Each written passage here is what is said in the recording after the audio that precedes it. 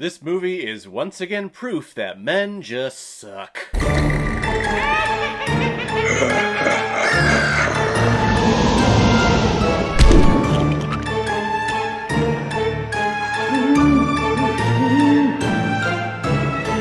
Blonde, released in 2022 on Netflix and is directed by Andrew Dominik, who has also directed such films like Killing Them Softly, The Assassination of Jesse James by the Coward Robert Ford, and Chopper. Get in the chopper! And this film is starring an incredible performance by Ana de Armas, Adrian Brody, Bobby Cannavale, Xavier Samuel, and Julian Nicholson. The film Blonde is a fictionalized take on the life and career of American icon Marilyn Monroe, whose real name is Norma Jean Mortensen, and the film showcases her life in a stylized psychedelic retelling of her rapid rise to stardom and her terribly sad fall from grace. And some of my subscribers are probably saying, Caleb, didn't you already review this movie?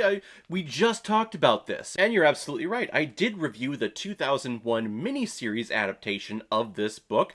Basically the same story. I feel like the miniseries followed the book just a little closer, but I reviewed that one back in spring, so if any of you who are watching this Netflix film for the first time and want another version of this adaptation, I would recommend going to check out that miniseries. I believe it's on TubiTV.com. And I'll say that both versions have their own shining stars and have things that were better than the other. All around Universal, though, I think we can all agree that this film had the better performance of Norma Jean Marilyn Monroe with Ana de Armas, who gives such a vulnerable and self-deprecating, honest portrayal of this character who is just out there searching for love. That is all she wanted throughout her entire life. She had no father figure, so was just desperate for just any type of male love in her life. And sadly, all of the men in her life were complete assholes. I said it in my previous Blonde review for the miniseries, and I'll say it again, ladies, I'm sorry.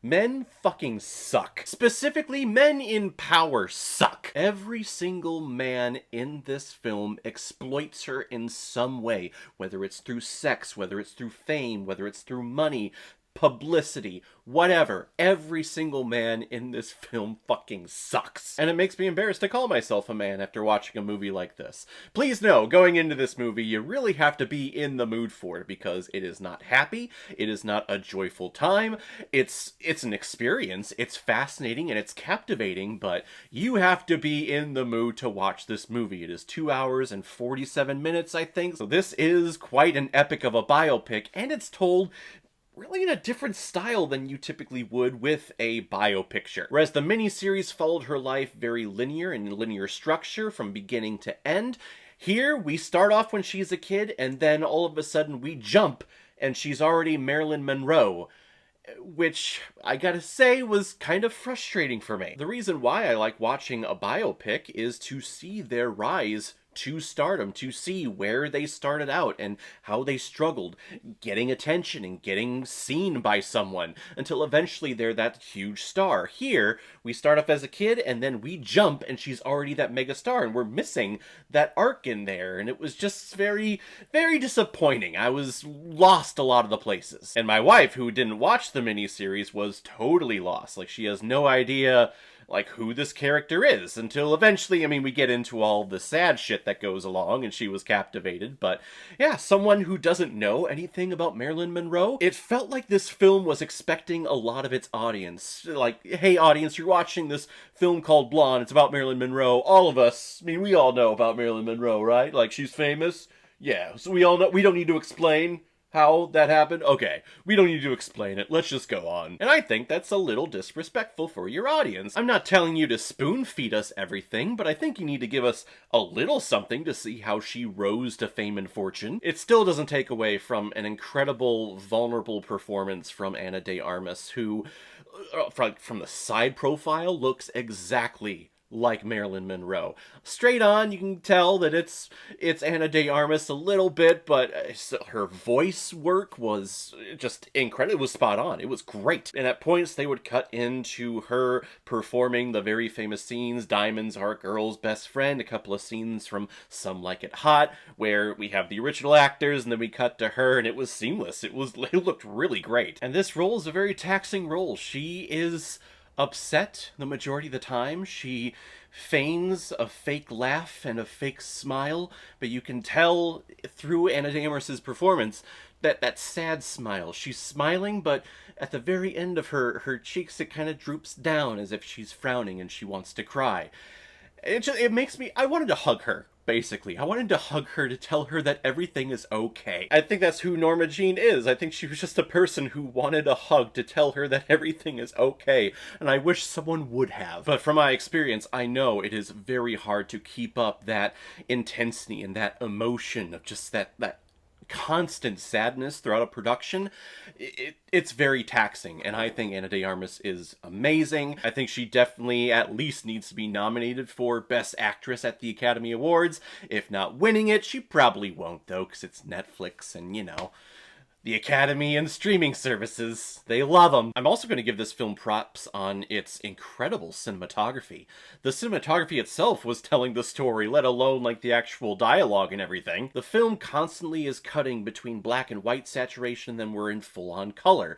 And I kept asking myself, like, why is this happening? Is it maybe after a certain point in her life, that's all the moments in black and white, but then a couple of moments in her later life were done in color, so I was like, well, that's not it.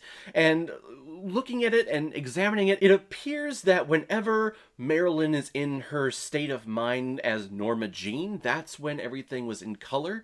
So you would see more happy things and more real-life events, whereas when she is in Marilyn mode and she's going through all of the motions of being an actress and being put on display by the public eye, that's when everything was in black and white. I think that was the concept. That was what I was getting from it.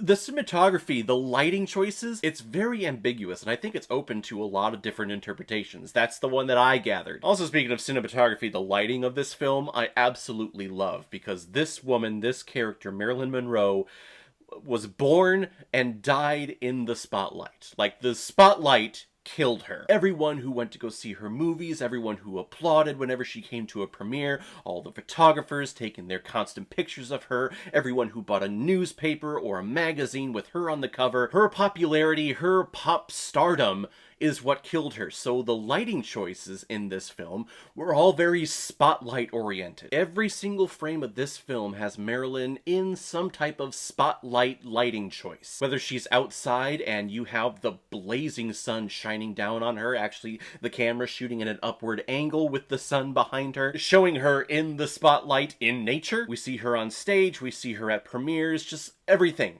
was spotlight on this woman. I loved it. It was the first thing that I noticed about this film were the lighting choices, and it's fantastic. It is wonderful. It is a terribly sad film, and we're in the Halloween season in my opinion, but I viewed this film and Marilyn's story as a horror film. This woman went through so much pain and torture and self-mutilation and body horror with just all of the men in her life. This movie is a horror movie. If I was a woman and I was in this environment, I would consider my life a horror picture. It's easy to think of the horror genre as the commercialized movie monsters or spooky ghosts or haunted houses, but there's another type of horror film out there, and that's through someone's mental health and mental torture that they put on themselves. And Marilyn Monroe is the poster woman for mental health and inner torture that they give themselves. It's a terribly sad story. We have incredible performances here that are worth the ticket alone to sit down and watch this movie. The storytelling is through non-linear structure, and we're bouncing really all over the place, so at a lot of points you're probably going to be lost, but again, you're just so captivated by the performance of Ana de Armas. And I'll throw in Adrien Brody in there. He plays Arthur Miller. He was unrecognizable to me. When he spoke, it did not sound like Adrien Brody. It was a fantastic performance. It's one of the best that I've seen from Adrien Brody in a very long time. Blonde is now available on Netflix. I do encourage you to check it out. Is it the best film of the year? Absolutely not, but it is some of the best performances, and from the technical side, some of the most creative decisions that I've seen all year. I'm gonna give Blonde 3 out of 5 Blu-rays. Not exactly what I had in mind, but not bad. So guys, if you've seen Blonde, what did you think about it? If you've seen the miniseries before, which version did you prefer? Whatever you thought, comment below, let me know what you thought about it. And as always, if you like what you see here, if you like my take on movies, then hit the subscribe button, and make sure you hit that bell so you know the next time I'm releasing my next movie review. So guys, I will see you next time on the channel, but in the meantime, be well, be good to each other, and go watch a movie. Take care, guys.